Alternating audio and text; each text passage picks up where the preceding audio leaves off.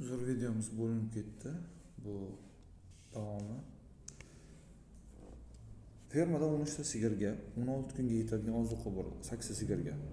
8 ta sigir har biri X ozuqadan yesa 16 kunga butun bir ozuqa yetadi.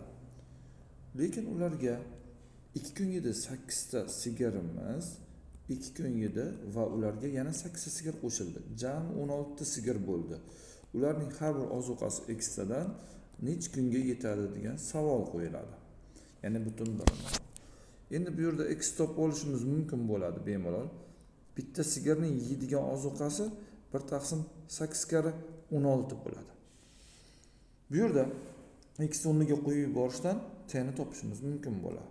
8 ko'paygan 1 taqsim 8 16 buni hisoblashimiz shart emas, o'zi qisqarib ketadigan sonlar. 8 ko'paygan 16 ko'paygan T teng 1.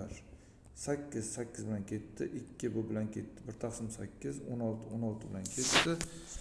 Xo'sh, bu yerda qolgan narsani yozamiz. T taqsim 8 qoldi, teng 1 minus 1 taqsim 8.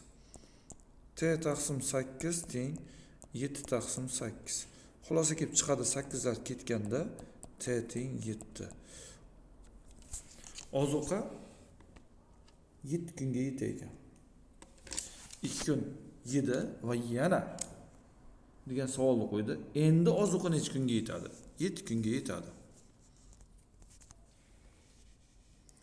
Bu yerda 4-savolda ishlaguncha belgilash kiritamiz. A.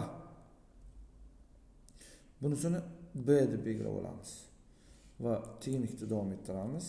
Birinchisi A ko'paygan B minus. Endi A ga 1 ni qo'shganimizda hosil bo'ladi. Bu son. Ikkinchisida B dan 1 ni ayirganimizda hosil bo'ladi. 38750 turaversin. Qavsni ochib yuboramiz. A ko'paygan B minus A ko'paygan B minus plus bo'ladi A minus B bo'ladi. Minusga minus plus bo'lib 1 bo'ladi. Plus 38750. A ko'paygan B'lardan qutuldik. A'dan B'ni ayirsak, ya'ni A'miz 48025 edi. Minus 38750 edi. Plus 1 plus 38750. Ko'rib turganimizdek 38750 lar yeyishib ketdi. Natijada 48026 soniga hosil bo'ldi. Bu 48026 D javob. Keyingisiga o'tamiz. 1 faktorial, 2 faktorial, 3 faktorial va hokazo 40 faktorialgacha. Bunda e'tibor bersak 1 faktorialning qiymati 2 faktorialning qiymati 3 faktorialning qiymati 6. 4 faktorialning qiymati 24. 5 faktorialdan boshlab 15 ga bo'linadigan son hosil bo'ladi. Chunki 5 faktorialda 3 va 5 bor. Ko'paytmada 6 da ham bor, 7 da va hokazo 40 faktorialgacha 3 kara 5 bor. Bularning qoldiqlari 0 bo'ladi. Natijada buni qoldiqlarni hisoblab chiqamiz. 33. 33 ni 15 ga bo'lganimizda qoldig'imiz 3 chiqadi. Javob A javob. Bunda tenglama tuzib olishimiz kerak bo'ladi. Konsentratsiyali savol. Konsentratsiyali savolda formulasi bor. O'zidan formula. Birinchi idishning temperaturasini kelingizlar A deb belgilash kiritamiz. Ikkinchi idishni B deb belgilash kiritamiz. Birinchi idishdan 12 litr olyapti. 12A plus ikkinchi idishdan 8 litr olyapti. 8B. Natijada litrlar qo'shiladi, hajmlar 20 litr bo'ladi va temperaturasi 71 gradus bo'ldi. Ikkinchi aralashma qilyapti. Birinchi idishdan 10 litr oldi A temperaturali, ikkinchi idishdan 5 litr oldi B temperaturali. Umumiy hajm 15 litr va temperatura 70 bo'ldi. Bu yerda qisqartirib olish imkoniyatiga egamiz. surat birinchi tenglamani 4 ga bo'lib yuboraman barchasini. 3a plus 2b teng 5 ko'p qoladi. 5 ga 71 ni ko'paytirsak 355 qiymatga erishamiz. Ikkinchi tenglamani 5 ga bo'lib yuboramiz. 2a plus b teng 5 ketdi 15 dan 3 qoldi. 3 ta 70 210 bo'ldi. Ana endi yo'qotishga harakat qilamiz. Pastni 2 ga ko'paytirib ayirib olamiz. Shunda b'lar yo'qoladi. 4a dan 3a ketsa a bo'ladi. 420 dan 355 ni ayiramiz. Bunda 65 qoladi. 65 ishtirok etgani o'zi bir dona javobda C javob. Xohlasangiz B ni ham topishingiz mumkin olib borib qo'ygan holatda. Keling ikkinchi tenglamaga olib borib qo'yamiz. 2 ta 65. 130 plus B teng 210. B teng 80 ekanligi kelib chiqdi. Xo'sh, keyingi savolga diqqat qaratamiz. X plus y teng 6 bo'lsin deyapti. X kvadrat plus y kvadratning eng kichik qiymati. Bunda x kvadrat plus y kvadrat xususiy holdan yig'amiz. X plus y ning kvadrati minus 2xy. To'g'rimi? Yig'indimiz 6 ning bilamiz. 6 ning kvadrati 36 bo'ladi. Minus mana bunda e'tibor qaratishimiz kerak. Ko'paytma eng katta qiymatga erishish uchun ko'paytuvchilar teng bo'lishi kerak. X imiz y ga teng. Bundan xulosa kelib chiqadiki, x ham y ham 3 ga tengligi. Endi hisoblab ko'rsak, 2 ko'paygan 3 ko'paygan 3 9 bo'ladi. 18 natijada 18 chiqadi. Javob C javob. Keyingi savolga diqqat qaratamiz. 100 kg uzumning 99% suvdan iborat. Uning tarkibida 98% suv qolishi uchun 100 kg edi. Uning tarkibi suv va quruq meva. Qayda yozib qo'yamiz? 99% edi. Va 1% quruq meva edi. Endi uning qanchadir qismi parlanib ketdi. Suv 98% ga tushdi. Va qurug'i esa 2% ga tushdi. Bu yerda konstanta bo'lgan hodisa bor. Quruq meva hech qachon o'zgarmaydi. Shuni hisobga olamiz. Bu konstanta.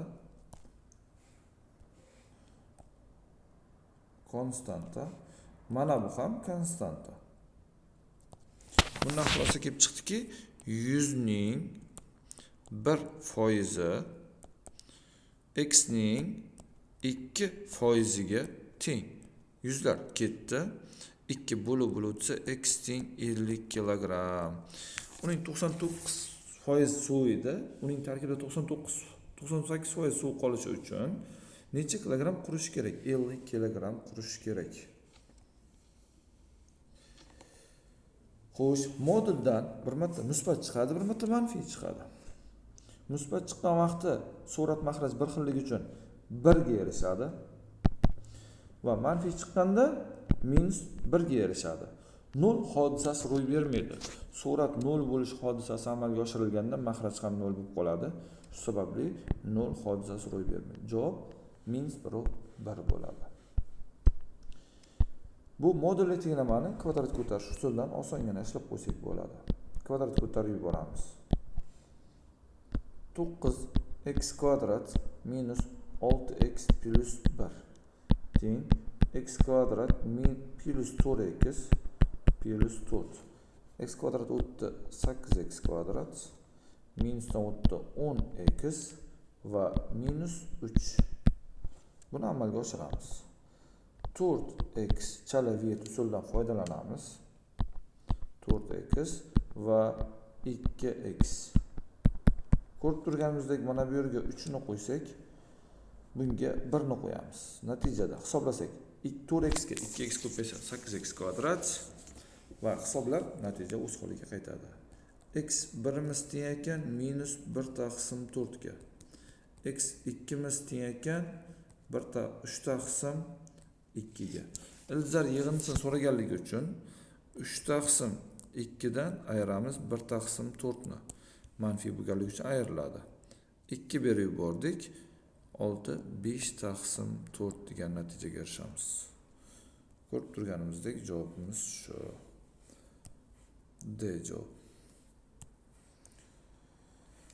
Endi ko'paytma 4 ta 0 bilan tugashi uchun n ning qiymati necha bo'lishi kerak? Nechaga teng bo'lishi kerak degan savol qo'yapti. Bu yerda e'tibor qaratingizlar, bitta 5, bitta 2, bitta 0 ni paydo qiladi. Bu yerda nechta 5 bor? 3 ta. 5 dan 3 ta. Bundachi bitta 5 bor. Bundachi bitta 5 bor. Bundachi 5 dan bitta, 2 dan 2 ta bor. Ikkilar nechta bo'lsin? 4 dan 0 paydo qilishi uchun 2 ta bor, yana 2 ta yetishmayapti. Mana bunchida 2 bormi? Ha? Shuni 2 dan 2 ta deb olsak, n'imiz 2 ga teng bo'ladi. Shunda javob rostdan ham 4 dan 0 bilan yakunlanadi. Javobimiz C javob. Masshtab haqida gapirilmoqda. Xo'p, masshtabda bilamizki, santimetrda santimetr hisoblasak, mana bu metrga o'tdi. Kilometrga o'tdi.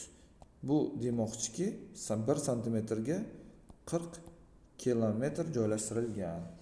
Hayotdagi 10 santimetrlik joyimiz qancha bo'ladi deb savol bersak, u 400 kilometr degan javobni beradi. 400 kilometr masofani 80 bilan yursa, qancha vaqtda bosib o'tadi? 400 ni 80 ga bo'lib qo'yamiz. 5 soat sarflaydi. Javobimiz D javob.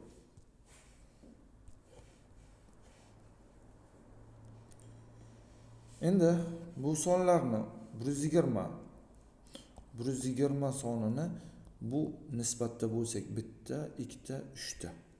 U nisbatlarning qiymati necha bo'lishidan qat'iy nazar, necha bo'lakka bo'lindi? 3 ta bo'lakka bo'lindi.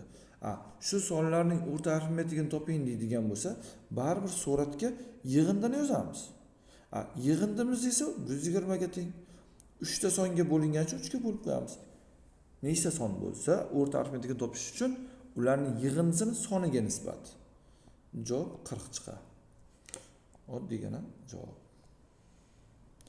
Soddalashtiring.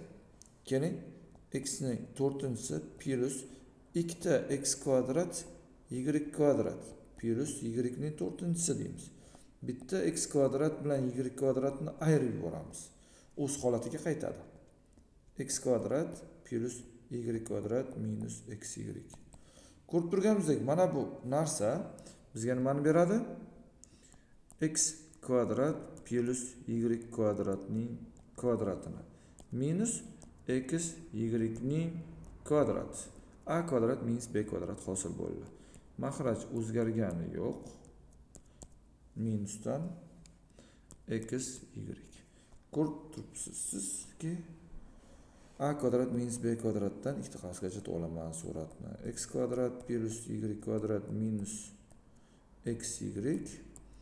X kvadrat plus y kvadrat plus xy. Makhraj x kvadrat plus y kvadrat minus xy. Qisqarib ketdi. Javob x kvadrat plus y kvadrat plus xy.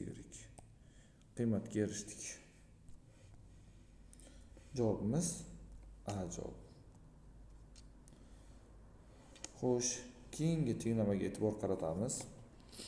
3 ning darajasida 2x minus 5 taqsim 2 teng 3 ning darajasida 2 taqsim x plus 1. Asos tashlab yuboraman. 2x minus 5 taqsim 2 teng 2 taqsim x plus 1. Makhraj, ya'ni proporsiya usulidan foydalanib 2x kvadrat plus 2x minus 5x minus 5 teng 4. 2x kvadrat minus 3x bu butunga o'tsa minus 9 teng 0. Chalavet usulidan ajratamiz. 2x x teng 0.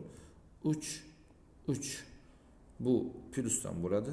X'imiz minus 1,5 va x'imiz teng 3. Hech qachon mana buni olib borib qo'ysak, ildizning darajasi manfiy bo'lib qoladi. Hech qachon ildizning darajasi manfiy bo'lmasligi kerak. Javobimiz 3 ekan.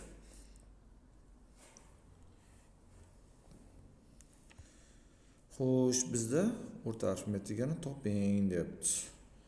Yozib olamiz. N ta sonni yig'indisini n desam, n ga bo'lsam 13 chiqar ekan. M tasiniki yig'indisini m deyman, m ga bo'lsam 28 chiqar ekan. N ta sonni yig'indisi 13 n ga teng. M ta sonniki esa 28 m ga teng. M. Biz n va m ta sonlarni qo'shib m va n ga bo'lishimiz kerak. Endi bu yerda katta n'imiz 13n, katta m'imiz esa 28m taqsim m plus n. Javobimiz C javob.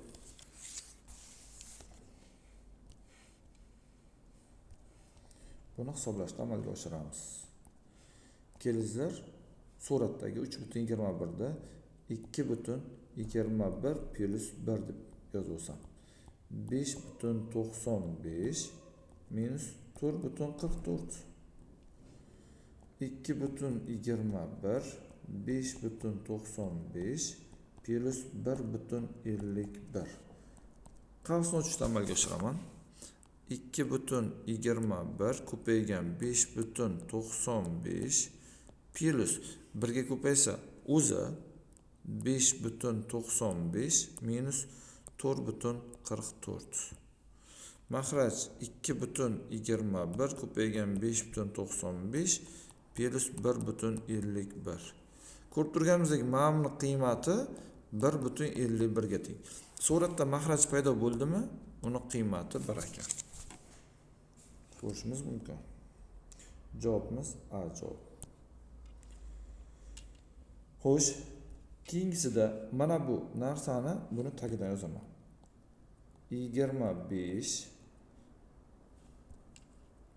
minus x kvadrat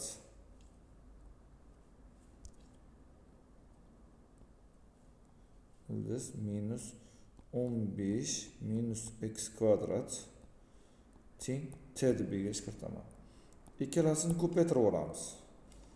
A plus b, a minus b degandek gap.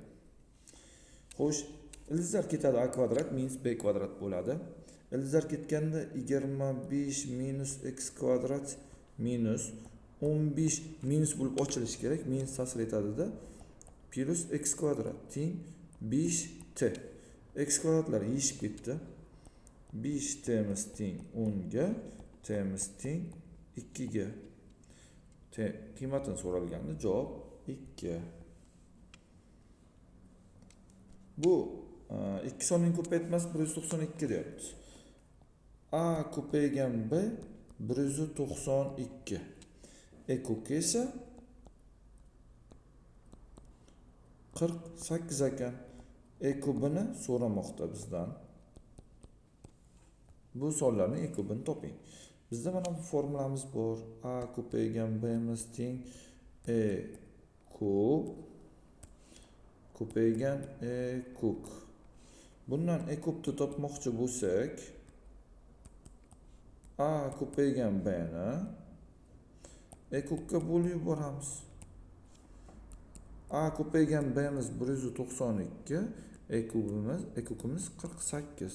48 ga bo'lish oqibatida javob 4 chiqadi. A javob. Endi bunda keyingi savol 30-savol. So'nggi savol ekan. Har birini 25 ga bo'lganda qoldiqni toping deyapti, umumiy yig'indini. Mana bunda 2 qoldiq chiqadi. Bundan oxirgi 2 xonasiga qarash kifoya. 4 qoldiq chiqadi. Bundan esa 6 qoldiq. Bundan 8 qoldiq. Bundan esa 10 qoldiq. Ularni qo'shib chiqamiz. Javob bu 10, bu bilan bu 10 va 10. Jam 30.